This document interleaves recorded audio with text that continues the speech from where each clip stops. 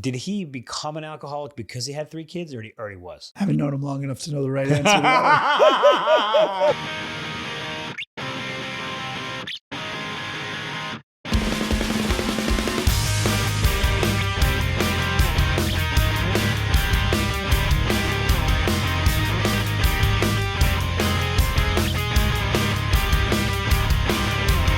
Man of the year, man of the year, man of the year. Welcome to the #1 friendship podcast in the country. I'm Aaron Karo. I'm Matt Ritter. Matt, you sent me an interesting article, and you usually don't. Wow. Was it through LinkedIn? Matt, dude, the other day I was having a Zoom with one of my mentees, because now I have a bunch of mentees. I get off the Zoom. I have a text from you, an email, a Instagram message, and a LinkedIn message. And I'm like, bro. If I don't hear from you for an hour, I'm worried about you. You could be dead. I'm a victim of my own complaints because, I always say if you don't hear from me, I looked at the clock. It's been 2 hours. I'm like, that mentee meeting should have been over. But imagine was seriously like, you didn't know where I was. And you're like, you know what? Let me send him a LinkedIn message. No. Imagine at your funeral, I go, I did LinkedIn message you. I checked. I checked. Or they go, if only someone had checked in. I LinkedIn the guy. I Facebook messaged him. Oh, but you sent me an article, and it actually was interesting. I put it in the idea file, and I wanted to talk about it today. It's a writer, and you're friendly with the Joe writer. Piazza. Joe Piazza. Yeah, she's one of my sister's close friends, and one of my friends through my sister. Great writer, podcaster. She's kind of a jack of all trades. And Jill of all trades. Jill of all trades. I love that. And the article's called "The Art of the Low-Key Hang." Love everything about it. Also, I think she's a University of Pennsylvania alum. Indeed. As I am and you are sort of. Sort of. Penn Law harder to get into the Penn. So the gist of the article, and I should state, because I think for context, that she is a mother of 2 small children, so she has a slightly different setup than your life and my life. But her basic gist is like, life is real fucking busy, real messy, and you need to work friendship. You need to be intentional about it. And her work friendship into your day-to-day life, seeing your buddies. And her way of doing that is what she calls the low-key hang.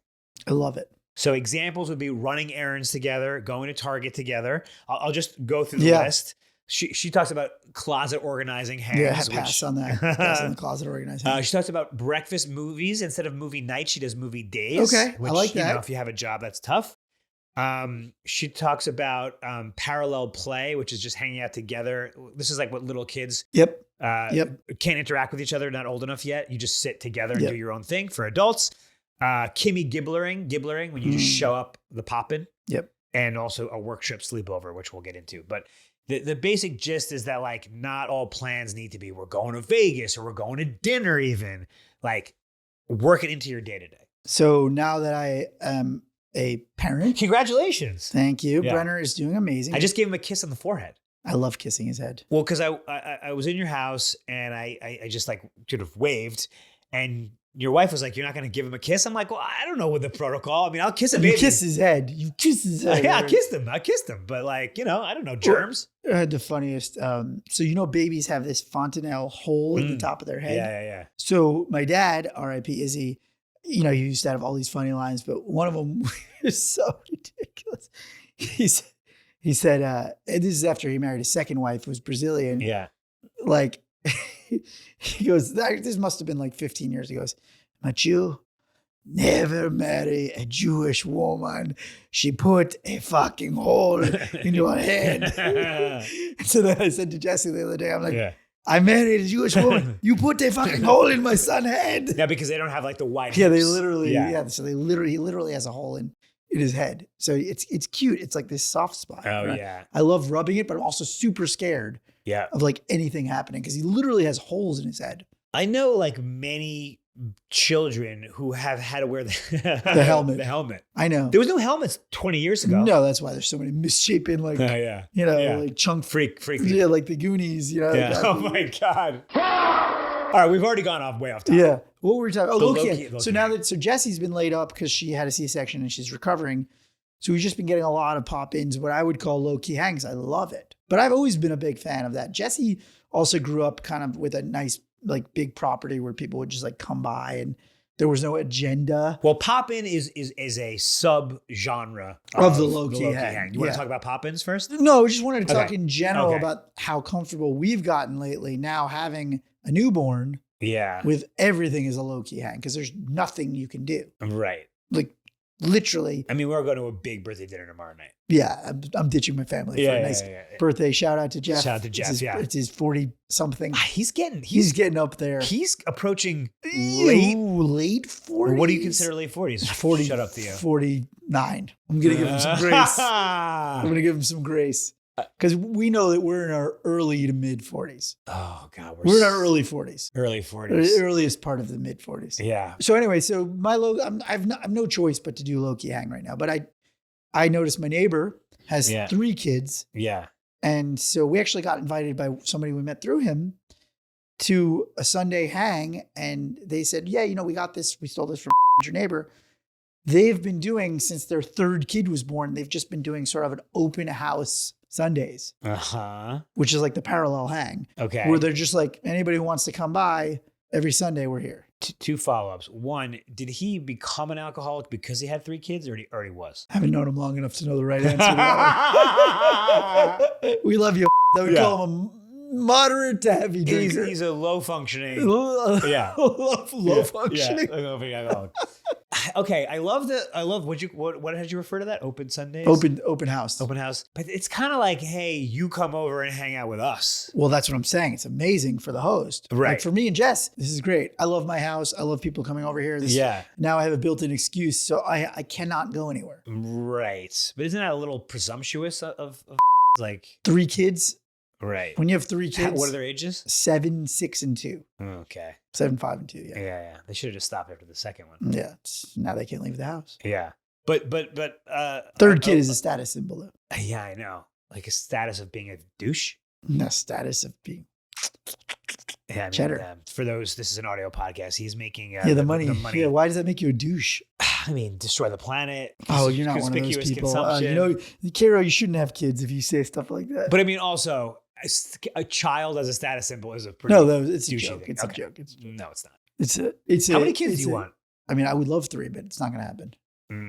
Jesse's, it's not going to happen. Yeah. We're going to go after that second one. What do you think about only having 1 kid? People who are only children? Oh, you mean is every only child a weirdo? Is that what you're asking? I mean, obviously. But do you think that?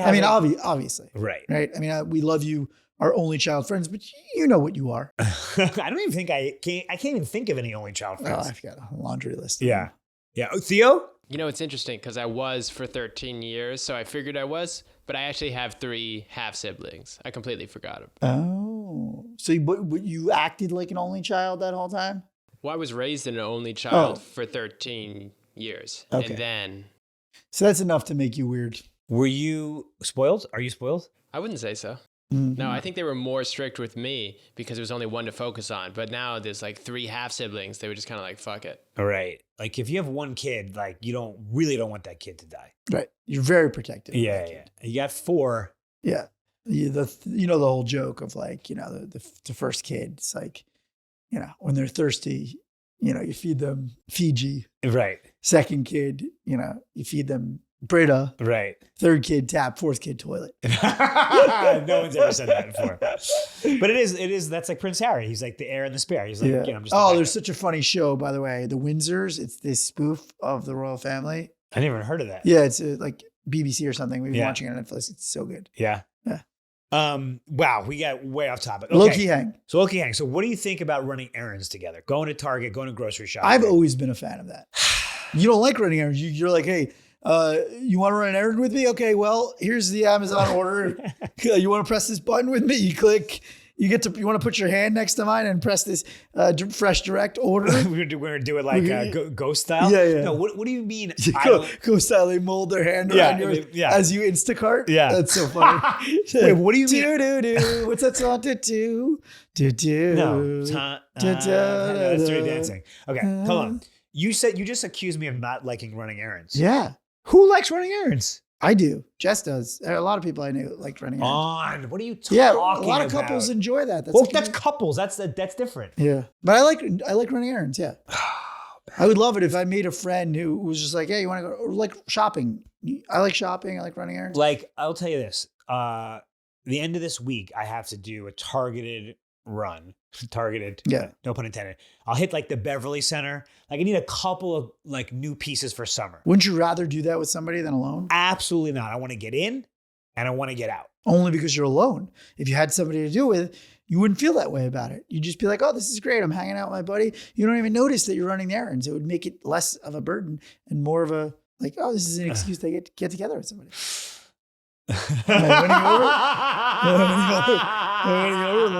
I think errands, I guess I always thought, and maybe this is like a romantic in me, in movies, I always felt like, there's like that meet cute kind of thing. And then they'd go on the first date and it would be like some quirky thing. Like they go to the grocery store, or like they go to a 99-cent store, or like go run errands. I don't know. There's something romantic friendship wise about just like running errands together with a buddy. What the fuck are you talking about? Yeah. I don't know. It's just like, I feel like it's like, See, like the way that I like chit chatting and you don't, I just think you don't romanticize friendships in a way that I do.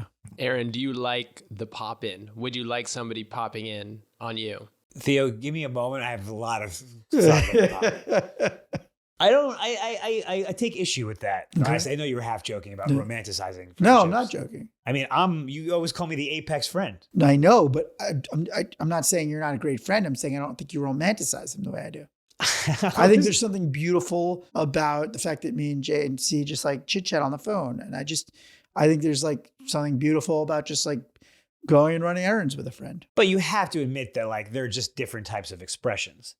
I mean, JMC sent me a script the other day. I read it immediately, gave him incredible notes, and that was my love language. Yeah. But do you romanticize it is the question, I was like, what a good friend I am. He was like very grateful. Yeah. What else do you need? No, I'm just saying, I think I romanticize these things. You're saying the word romanticize, but you're not explaining it. I did just explain. I think it's a beautiful thing. That's romanticizing it. So you're telling me if I was like, hey, do you want to come to the Beverly Center with me on Friday? Yeah. I've been waiting for this call for years. Yeah. I don't know why. Yeah. If you said you want to go grocery shopping with me, I'd be like, yeah, come I love on. That. Yes. I feel like there's certain people like Bielski's good about that. Seki's good about that. Like they love that stuff. We're now, 6 months into this, and you finally broken my brain. Are you fucking with me? I can't. No. So you would enjoy. I can't. Not even. But I love just. I don't need it. It doesn't have to have a purpose for me. I feel like you're also very organized, and so going along with your organization of your personality, of like things have to have a purpose, or have to have a time slot, or have to have a thing. You are a proponent of the 8-minute chats. I'll talk for 8 hours. I've actually about 3 or 4 people in the past month or so, I've talked about our stacking habits situation. And people just think it's hilarious. I mean, I'm obviously giving it from my point of view. And just to recap, Matt likes to stack habits, which means you're taking a walk and making phone calls at the same time, except he calls me is unstacking my habits because I have to stop whatever I'm doing. Hey, well, this is a stacking of habits, cementing friendship and running errands. You could stack a habit here. I guess another thing is because I can't like focus on what I'm doing if I'm also chit-chatting with a friend. So you're saying if you have to return something from Target, you can't. If I need to try stuff on and like look at stuff, I can't like have a conversation. See, that's what I'm talking about romanticizing. I love trying stuff on with friends in stores. No, but I'm saying my brain doesn't work that way. Okay. Theo, do you go shopping with people? Do you find that to be a nice friendship thing, or running errands, or what's your take on any of this? So I think shopping, because you have like a sounding board, yeah. right? You can be like, how does this look? Yeah, so you get a second opinion. Errands, though, I mean, if somebody wants to come on my errands, sure, but I don't want to go to the bank just to go to the bank with you. Yeah. I think receiving the friend on the errand is better than the giving. You're right about that, for sure. Like, I think Karo would never, ever go on an errand with another person, but I think you'd actually like having somebody. I think you'd actually like it if somebody came with you on an errand. Counterpoint. I think I'd actually like the opposite of what you just said. Oh, because then you could not, you don't have to focus. Yeah. Maybe that's right. Yeah. I don't know. I just like the pretty woman every friend date. Like, I'd love to just try on a bunch of outfits with a friend and just, that's like my dream friend date. Matt, you just never, I want you to never change. Okay. Shake my hand. Okay. Shake my hand. Okay. Okay, so let's talk about the pop-in, or as Joe calls it, gibblering. Kimmy Gibbler? I mean, look, you can't just pop in on people at some point in life. You can't? No, I mean, people have a lot of stuff going on. Mm-hmm. With no notice or with no notice? Yeah. Yeah. And I'm saying you still have to text. You accept it. Yeah. You still have to text. Like, I'm in the area. Like, Kojo does that a lot. Like, I'm in the area. Yeah. I definitely will accept a pop in for sure. Especially now, like we're homebound. Oh, because of the baby. Because of the baby. Because of both. And the strike. Yeah. We have no work. Yeah. No anything. But you're sitting at your computer on a Tuesday afternoon. I welcome to break up the monotony of my day. I welcome social engagements. Oh, it's so distracting of the workflow, though. What if you're in flow? Then I will say I can't. I mean, I make that decision in the moment.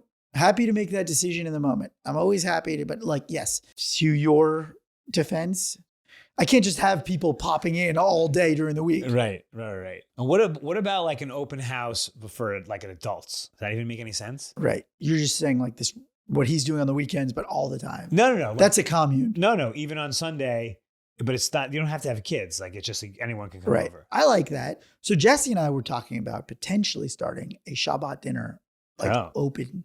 What do you mean open? Where we start a spreadsheet and we put everybody in it that we're in our universe. Yeah. And you just check your name if you're coming that Friday. So by the way, social universe is a topic we talked about, which is a way of codifying your social fitness, making a list of everybody you know and seeing when the last time you talked to them was. Do it once a year. It's like a spring cleaning or birthday thing. So anyone could just check the box. And then that means every Friday? Yeah. We were talking about it. You're talking about like open houses. We're talking about having an open Shabbat. Right. But that's specific, right? Because again, the episode title is Low Key Hangs, which is about like nothing, nothing going on. I also think we used to do that as a kid all the way through college. Mm-hmm. The Low Key Hang was a thing. Just come over. Right. And then what happened to us, Aaron? Well, when you were kids, I think you were playing video games, you were riding bikes. Yeah. Oh God, I'd kill to just casually ride a bike with another. You weren't a big bike rider though. I mean, casual. No, but somebody stole my bike. But like me and Universal Posse stole my bike. Did they? Yeah. Can you imagine the quote, like seeing the quote gang members of our hometown? Yeah, where are they now? Yeah, I mean, like if they're still gangs now, like can you imagine like being intimidated by them? Oh yeah. Actually, I might still probably scared. Yeah. Yeah, but my crew, like Claudio, Brian. Oh, you guys were avid. Actually not Brian, Claudio. We would ride bikes for hours. Big bike guys. Big bike gang almost. Yeah. No, it was not like that. Claudio had the wheels. Schwinn? No, but I don't know how to describe. He had plates on his bike. Oh, he had some souped up rims. Yeah, he sort of had rims. He had 18-inch rims. Yeah, he had rims. Wow. So she talks about parallel play, which again is when you're just sitting next to somebody. Right. Now, some people would say that's not good. That's like a symptom of our 21st century shit world. I feel like that's a beautiful Folger's Choice moment, like in Good Will Hunting, where Matt Damon and Robin Williams just sit. Yeah. I'd kill to just sit side by side over sitting next to a pond. But you're probably on your phone. They're on their phone. No phones. Just sit. And chat? Yeah. Love a good chit chat. Yeah, you love a good chit chat. But what about it just like having a buddy over, having me over, I'm on my computer, you're on your computer, but we're in the same room. Is that worthwhile? Yes. I mean, that's sort of what a lot of these co-working spaces kind of are, just to like feel other human energy. Well, don't feel them. Don't feel the other people, but I feel their don't touch them. Yeah. Just you can't just go like this to like one hand on their desk, their hand on your desk. Yeah. Crossing desks. Crossing hot desks. I just think this would be huge if people embrace the low key hang more. I mean, I think it's also a way of taking the pressure off. Right. You don't have to have an event. Yeah. Yeah. Oh, hey, I don't have tickets ready. I want to call somebody up and go, hey, I don't have tickets tonight. Do you want to come over? Yeah. So should we, have we been sort of leading our listeners astray? Because we're all about concerts, trophies. No, we're not. Okay. Because the low key hang is really for people that are already in your circle. It's very hard to have a low key hang immediately off the bat with a new friend. A new friend. Hey, because then there's too much pressure to communicate. Right. Because silence is the ultimate level of friendship. Is that clever? Is that wise? Or are we going to get a Karo shit smear? Silence is the ultimate. I mean, I guess if you're able to be with your significant other or anybody and just be, that's pretty good, I guess. And you're content. So I just think that's really hard for new friends to be able to do. So I don't think it goes against our advice. A lot of our advice is for making new friends and meeting new people. But if you have a lot of existing friends that you don't see a lot and you're like, oh, when was the last time we got together? And you're like looking at your calendar, like, oh, when can we go to a concert, or when can we do this dinner thing? It's like, or just invite them over to sit on your couch. Those of you listening, Matt did his trademark look directly at the camera. Sit. You can see on our YouTube channel. Should we take a question? Yes. Asking for a friend. Guys, this is Asking for a Friend, where we take your listener questions and answer your ethical dilemmas. If you have a question for us, reach out, Instagram, Man of the Year Podcast, and we'll answer it on the show. Okay, so this message comes to us from Arena. I will mention that Arena is a OG fan of me. Isn't it nice? It is very nice. I'm saying, like, you're bringing a lot of people back into your orbit. Don't you find that awesome? Like, I love it. I've gotten some great emails. One of the talismans of the Karo fanship is the article of clothing that used to be called a wife beater. right. Now, I What think, do we call them? I think it's just like a white tank top. Mm. But I used to have this real, I don't know, let's call it a kink for like when a woman is wearing like a white tank top. I Like, remember all of your kinks. and so occasionally the women would show up at my shows in a wife beater, in a white tank top. Sorry. Mm. Spaghetti stains all over them? What? I don't know. I feel like dads used to always have Yes. spaghetti stains all Yes. over Well, no. them. No? Anyway, you ruined it. That Anyway. ruined your kink. I thought maybe that was your kink. So anyway, Rena, thank you for wearing that back in the day. Okay, here's a question. She goes, "Hey guys, this is for the Asking for a Friend segment. Love it. I'm going on a girls trip in a few months, and I want to do something that's a bit out of one of the girls' price range. Mm. There's only 4 of us going. We've done many girls trips, and it tends to be that if it's out of her price range, we accommodate her and do the more affordable activity. Mm. I'm getting to the age of, fuck it, I'll pay for it since I'm taking the time to get out of the house, and I would rather have a more enhanced experience. How do I bring it up where I won't offend her? Also, if I pay for her, it seems like something that I should pay for all 4 of us." Oh, interesting. I didn't remember that part. Yes, no, would love to hear your thoughts. Now, before you give me your thoughts, I just have a broad question. I've noticed about 50% of our asking for a friend listener questions are about money. Mm. What do you think about that? So money causes tension in relationships. Any relationship. Any relationship. Money causes tension in any relationship, and friendships are relationships. Yeah. And as you get older, tends to be something that can cause more friction because you don't really talk about your finances a lot with your friends. So people don't really know. You know how we said friendship tip, your friends aren't mind readers. Yep. That can play in a lot. They also don't know your financial situation. They assume things. Yep. You know, you may be living in a nice house and just barely hanging on. Like, you may have lost your job and your friends don't know it.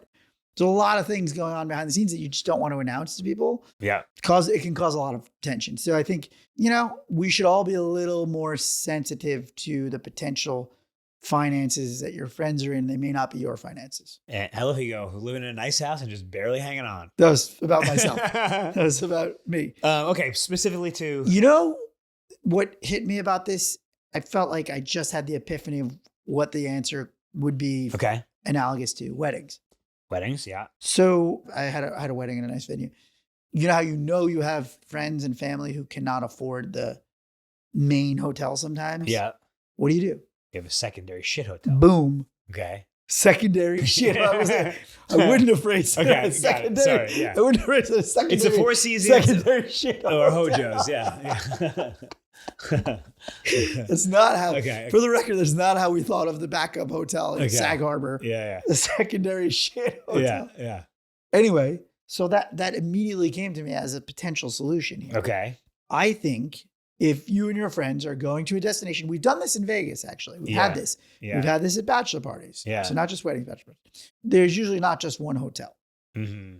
So part of the experience for a lot of these people, part of the destination is the hotel, right? Yeah. So if you're going on a girls trip to, I don't know if she said where she was I going. should say, yeah. Presumably there's another hotel right down the block. So Hotels what, are 3 clustered. girls are going to go in one hotel and one in the other? Yes. That's not. That's been done. I actually have a female that I know in my life who's had this situation. Yeah. Yes. I don't want to say who. It's A family member. A woman. Who's had a situation like this where I think multiple of their friends are split. Well, that's different. That's a little bit more logical. But my point is that some of them stayed at the Right. lower price. You're saying it's harder because it's only one person. Yeah. But I am saying this definitely comes up. Yeah. And so having that lower priced option baked in at the beginning before it becomes a thing is the way to go about it. In the plan making, right. You go, hey guys, we're really excited. We're going to Cancun. We're planning on staying at the Four Seasons. I know some of you, maybe are a little more sensitive. So we also have this hotel, but the great part is we're going to be together most of the time, and it's not about the hotel. You with me? It's possible. But also as part of the fun is all going together. And that's only one. What if they're going to a concert? We don't know what the rest of the thing I'm is. just saying, well, let's tackle it piece by piece. I'll give you that. I think you treat the hotel element, which is the predominant cost of a trip. Okay. Generally speaking, that's the big one. Okay. Now, but why not just pay for it? She's offered to pay for it. Well, she just said she's offering to pay for everybody. So, which is like, whoa, hey baller. Yeah. Hey, rich friend. Yeah, but, know your role. Yeah. We do talk about that. Hey, if you're in a position in your life where paying for another friend's trip is no skin off your teeth, I say do it. Great. But it sounds like she's implying that some of the other friends don't need the handout. And so maybe that would create awkwardness, she thinks, if she does it for one and not the others. Is that kind of what she's getting at there? I mean, I don't think one friend should have to pay for three other friends' trips. Yeah. That's a lot. It's a lot to ask, but hey, you're a billionaire and your three friends are scraping by. Hey, we're friendship billionaires. Yeah, we are friendship billionaires. I mean, I don't think she should have to pay. I mean, unless she's really... She doesn't have to do anything, let's just say. Right.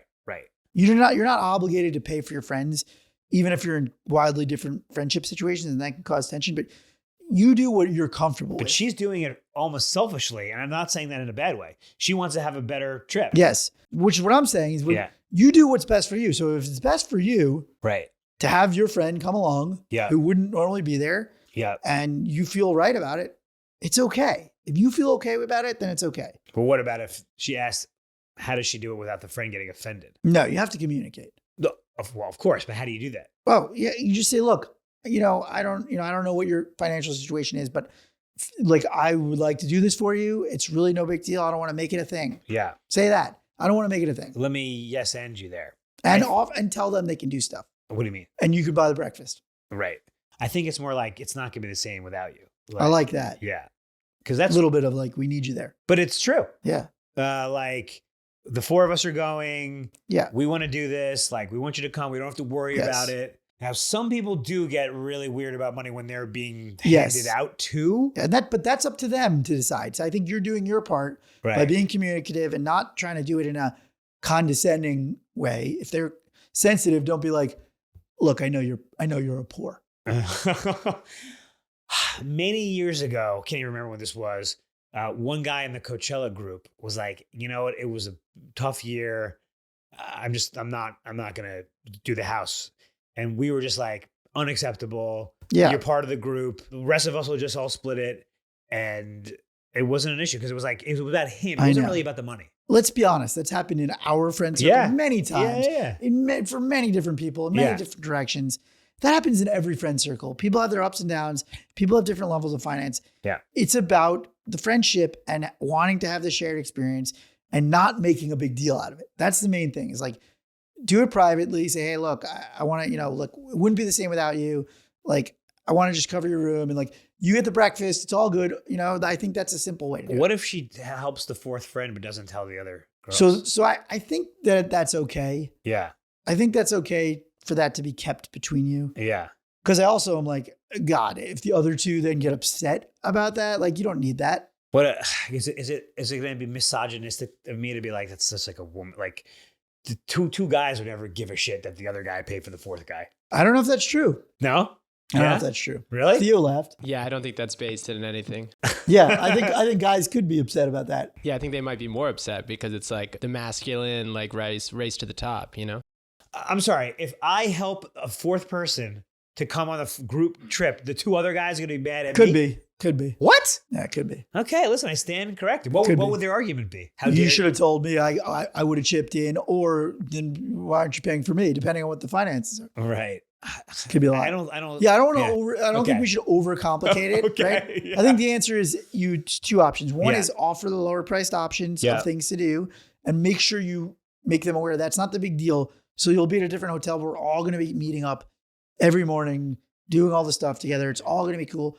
Or You pull them aside and say, look, we can't do this without you. Right. You know, and it's like totally cool. And this is my choice. This isn't you, Right. hat in hand coming to me. I decided I want to do this for you. Yeah. Let me do this. Yeah. Let me do this. Like, it wouldn't be the same without you. You gotta say that. It wouldn't be the same without you. Yeah. And then it's up to that person to be like, I won't accept this gratitude or I will. Yeah, you're right. If the other person doesn't want to do it, I think you just have to let them leave them to die. Yeah. You let them And be. if they don't want to come, Irene, I'll come on this trip. Yeah, I was just gonna say. It's I wanna Kiro's come- fan. Yeah, you're It's my Kiro's fan. fan. It's my fan. Karo will wear a non-wife beater. Do you still have that white tank top? Yeah. I mean, from the picture, seems like she's a child now. So I guess I missed the boat on that. Did we answer it though? I think we crushed it. Asking for a friend. Guys, I was asking for a friend. If you have a friendship question, reach out to us and we will answer it on the show or Instagram at Man of the Year Podcast. Matt, I want to do a shout out. Ooh. We've started doing this on the pod, shouting out our fans, shouting out our friends. And if you have a shout out or you want us to mention one of your buddies, please let us know. So we got a message a while back from one of our fans, Mindy Lynn. Mm-hmm. I remember this. Yes, because we were talking about what's the easiest way to win an Olympic medal. Curling, baby. And we said, well, you said archery, which is fucking Well, for me, batshit. it's archery. Yeah. For you, it's curling. Your meme would be, does archery once. And you're wearing like a fucking Robin Hood. Well, you know my picture of me crushing at the archery, and when you guys were like, "Wait, that's only like 20 feet away." Yeah. And it was a little off center. And no, it wasn't off. No. But Mindy wrote in that she and her husband actually went curling. Yeah. And it was fucking hard. Yeah. They said. So, do we not think we can beat them? Do we mean, not think we're better than Mindy? I think we're giving her a shout out, but we also still think we're good enough. I think she said she was sore, but like, of course, because you're not using the broom properly motion that often. Yeah, it's tough. If you're doing them, I find every time I clean my own house, I get back issues. Yeah. From sweeping and mopping. I don't do that frequently. Right. Very rarely. Right. But we really appreciate that curling information. And if you have any shout outs, let us know. Can I shout out our sponsor that I'm wearing? Mizzen and Main. I am in the most comfortable hoodie. I think I look the best I've ever looked sitting in the studio. You look pretty good. Yeah. How come we got different colors? You got black and I got a gray. It just looked like it would go better on you. Look at you. You're wearing gray right now. Gray's your color. Yeah, gray's my color. Gray's black. also the color of our new merch. So go to bonfire.com/Man of the Year Podcast. Did you see it? It says we should be friends because that's one of our taglines. So what did we learn today? I think we learned that low-key hangs are the hidden friendship opportunity in society that we're missing. Right. Not every hang has to be like a super planned out, organized thing. I love the idea of if you're making that list of errands you got to run or groceries, like that's an opportunity to text somebody like, hey, I'm going to be in your neighborhood. I'm going to be at the Gelsons. You want to just like meet me there? Yeah. So when you're making your list, your grocery list, your errand list, maybe add to that list, Jimmy, Bobby, Lisa. Right.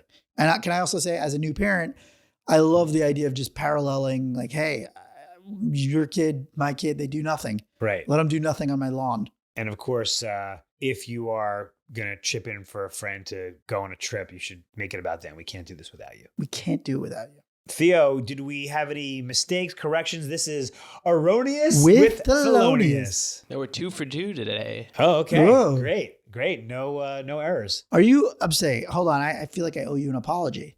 It was about the romanticizing thing. You're a very good friend, apex level friend. I think you owe me a different apology. Oh. So, Matt, we're like running this company on our own. So we're just doing everything. Yeah. And we had 2 things that were outside our comfort zone that we had to do. We're doing some more t-shirts, and I also had to sort of put a deck together, and I worked really hard on them. And then Matt was like, well, those look like shit. I owe him an apology because the truth is, the first time he showed them to me, I thought they actually looked good. And I was like, these are amazing. And then when my wife, who has a different set of lenses, because she's a professional, she spent 3 days fixing our deck and making it amazing. And then I texted Karo, oh man, that deck you did was shit. And we're all laughing about it as a family. And you know what? You're right. And then you go, follower. You called me a follower. Right. I'm such a follower. Right. So I do owe you an apology. You did work hard and I appreciate it. But my wife is better at this stuff. Yes. That's her ballywick. You don't owe me an apology. My feelings were hurt a little bit only because I was like, I know it's not great. Like, you don't have to like say it like that. I know. It was fine. You No, because I like doing because when I text him, I go, this is dog shit. You wrote, this is objectively shitty, which is what a horrible thing to say. Like, if you said, I think this is shitty, that would actually be better than this is objectively shitty. Like, wow. I actually was like, wow. I said out loud to myself, It wow. serves the objective. Yeah, it's objectively. Show this to 100 people, 100 would say this is shit. I was like, okay. I was like, all right. Oh, God, I'm sorry. I love you. I love you too. Apology accepted. Okay, that's our show. If you want to see some amazing merch that I helped make, bonfire.com/Man of the Year podcast. Be good to yourself and be good to me. Love you, buddy.